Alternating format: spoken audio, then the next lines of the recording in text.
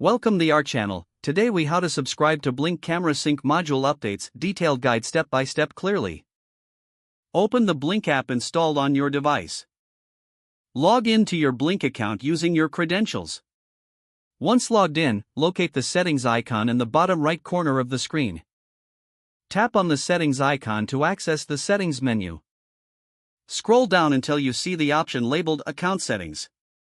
Select Account Settings to enter the Account Management section. Within Account Settings, look for Notification Preferences.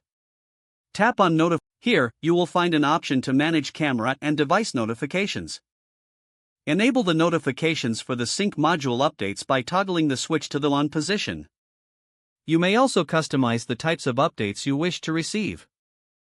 Once you have made your selections, exit the Preferences menu. Your subscription to Sync module updates is now active. To ensure updates are received, check that your device's notifications are enabled for the Blink app. Periodically revisit the notification preferences to adjust as needed. Now, you can enjoy the latest updates and features for your Blink Camera Sync module.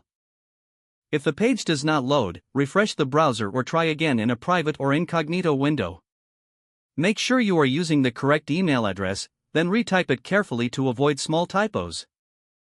If your password is not accepted, use the reset option and create a new strong password you can remember.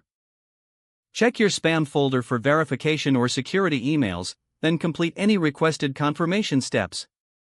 Enable two-factor authentication if available to improve account security and reduce unauthorized access risk. After signing in, review your profile details so your contact information and settings are accurate and current. If you see an error message, note it down and try again after restarting your device and internet connection.